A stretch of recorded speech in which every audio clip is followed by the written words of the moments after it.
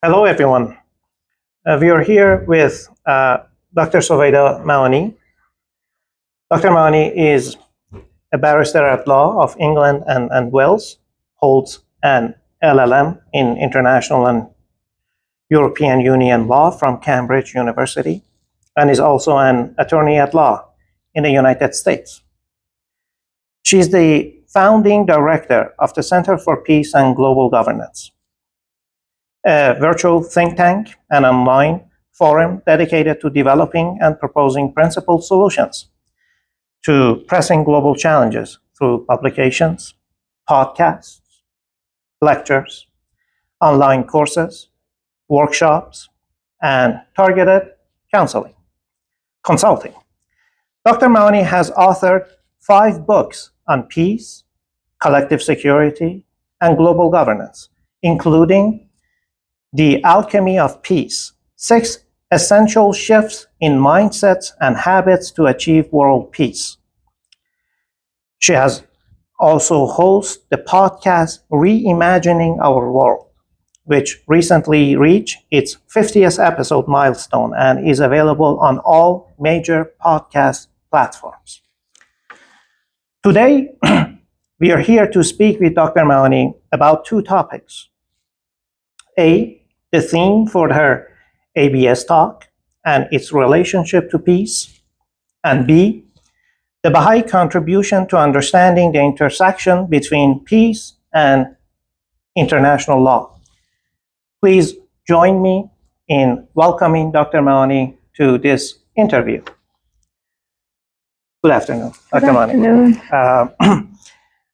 I want you to tell us a little bit about your ABS talk and its relationship to the concept of peace, please.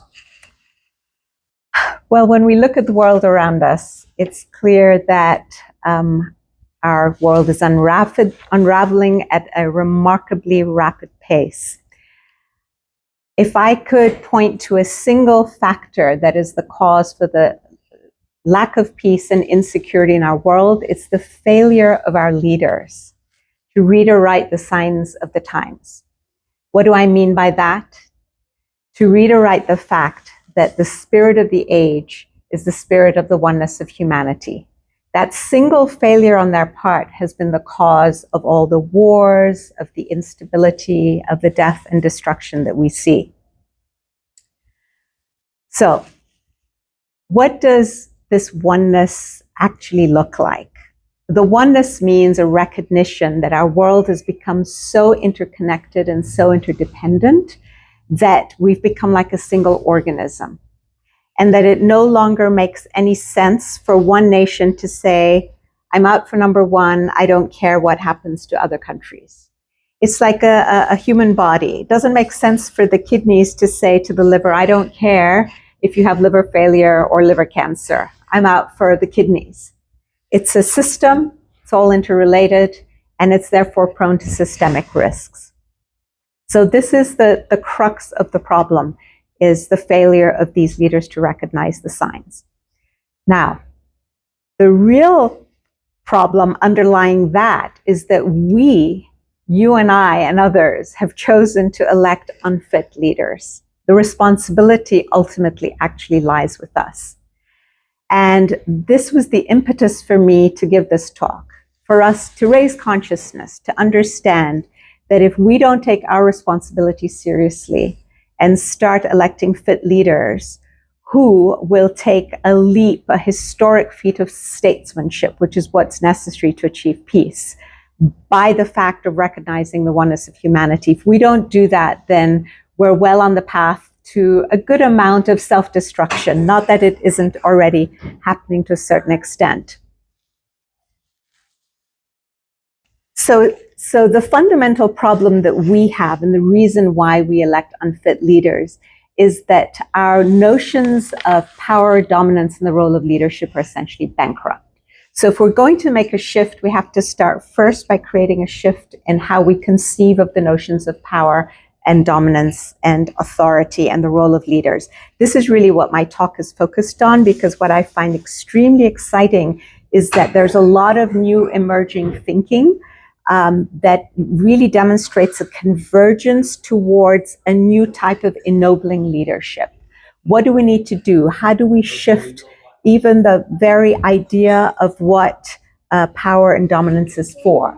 That instead of leaders wanting to satisfy their egos or to dominate us, it's about creating an environment in which we can all actualize our potential.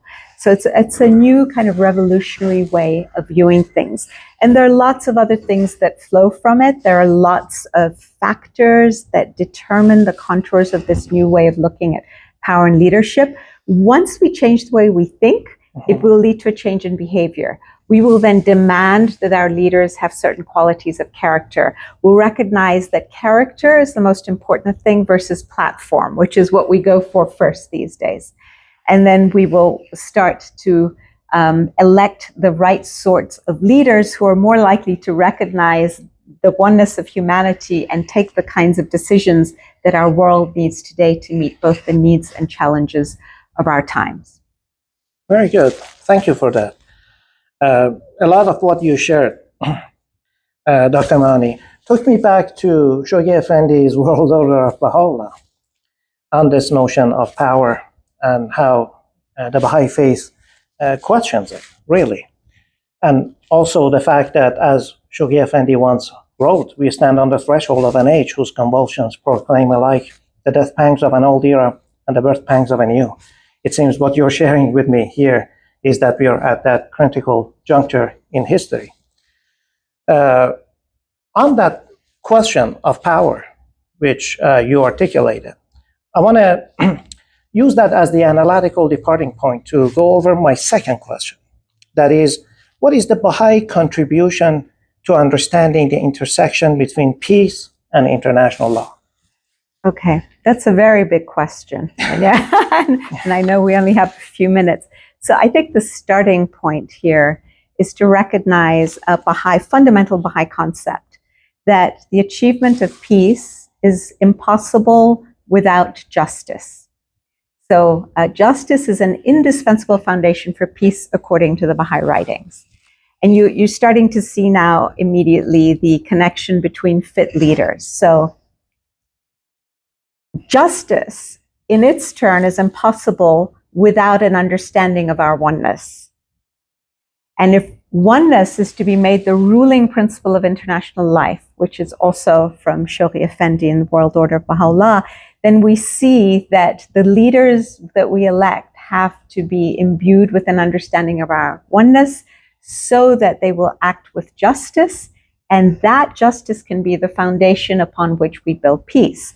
Now, international law also has to do with the rules and principles that govern the relations between states and other international actors, and it is also therefore involved with justice. So you've got this perfect alignment of the role of the justice in creating both international law and peace.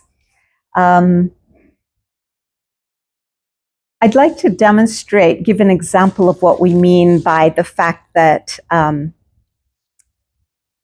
justice and oneness are core values, or if you like, organizing principles of international life.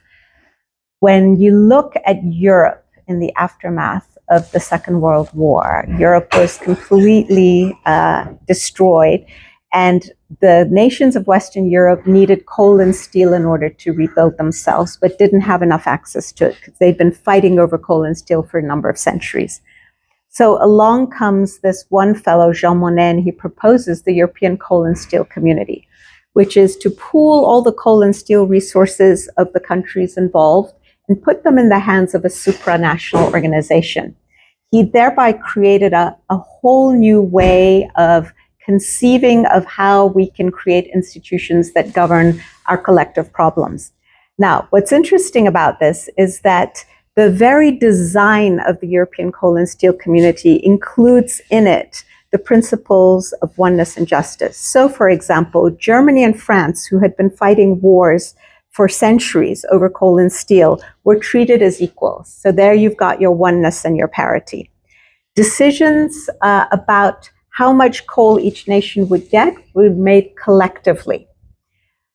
collectively as a college of decision makers, no unanimity vote required, no veto, in other words. The members of this group that were to make the decision were to act in the interests of the collective number of nations, not in the interests of their own government. And in fact, the treaty specified that they weren't even allowed to take instructions from their own governments. And at the beginning of every meeting, Jean Monnet would remind them, we're here to look at the well-being and interests of the collective whole, all our nations, not just one nation. The funding was also, you didn't have contributions by nations, which is what we have under the UN system, with nations who pay more than saying, well, then we should have more clout in the decision making. He said, no, we take 1% of the products that we produce, what we sell, and we use those to fund this body. So there are lots of examples to see how these principles form not only the foundation for this institution, but are woven into its very processes. So that is an amazing example. And there are many other examples we can see in the area of nuclear proliferation, that the system we have doesn't work because these principles are not embedded in it. Nations can opt in or out of the nuclear proliferation treaty. That's crazy, because if everyone's going to be subject to the same rules, there can't be any opt-outs. The rules need to be applied even-handedly, which they're not. If we like a country, we say, oh, that's okay, we'll turn a blind eye to your behavior. If we don't like a country or don't trust it, then we go after them with sanctions or whatever. So it's fascinating to see the implications of the application of these principles that the Universal House of Justice has told us need to be taken by the leaders. They need to start by identifying a set of principles before they try solving any problem, and then applying those principles methodically to solving the problem. So I hope that goes some way. Yeah, that was very comprehensive. At the same time that you spoke about the concept of security and the United Nations, could you please, I know you've done quite a bit of work on this, could you please articulate the Baha'i concept of collective security, of what it is? Yeah, sure. So the Baha'i concept of collective security consists basically in the following: that the nations of the world, recognizing their interdependence, will come together and say, enough of war. And the step that they will take is that they will create an international treaty to which everybody will sign on. And there's actually an interesting methodology to this that I will leave aside for now. But eventually, all the countries will sign on to it. And here will be the factors that it will include. All nations will have only the amount of arms necessary to preserve order within their borders. Anything in excess will be destroyed. Now, although the writings don't say this, presumably this will be done under the aegis of an international body that is representative of all the peoples of the world. Otherwise, trust won't be there and verification won't be there. I've written a lot about how this might look. But so nuclear arms have to go by definition, because we're never going to use them voluntarily. We'd be crazy if we did, and there's no good reason for any nation to have them. So we have to have phased down destruction of nuclear arms and giving up of nuclear arms. Then what do we do when one nation arises to breach the peace of the world? This is the nub of the Baha'u'llah's system of collective security. All the nations agree in advance, not on a case-by-case basis, that they will all arise to bring that nation to heel. How? By having an international standing force that already exists, that is created by an international body, a world parliament. See, Baha'u'llah's writings there's a whole schematic here. A world parliament that creates this international army. So it's a collective decision-making mechanism that is representing all the nations of the world, creates this body. The international standing force itself is composed of forces of all the nations of the world. The decision to use them is taken in accordance with laws that are set in advance, not things that we come up with as the case develops, which is what we do today. And it will put out the fire. I think of it as inflammation in the body. If you ever had an autoimmune disease, as soon as you get a flare in the body, you have to quell it. If you don't, the fire runs through the body. This is what's happening right now with the wars that we're seeing in Ukraine and Gaza and all around the world. Myanmar, DRC, Sudan, Tigray, it doesn't matter. The whole world is starting to be on fire with this war and violence, and the remedy it needs truly is this system of collective security. Excellent, excellent. Thank you very much, Dr. Ma'ani, for sharing your opinions and for spending time with us. Oh, thank you. Appreciate it. And have a great day. Thank you. Thanks for having me. I appreciated it.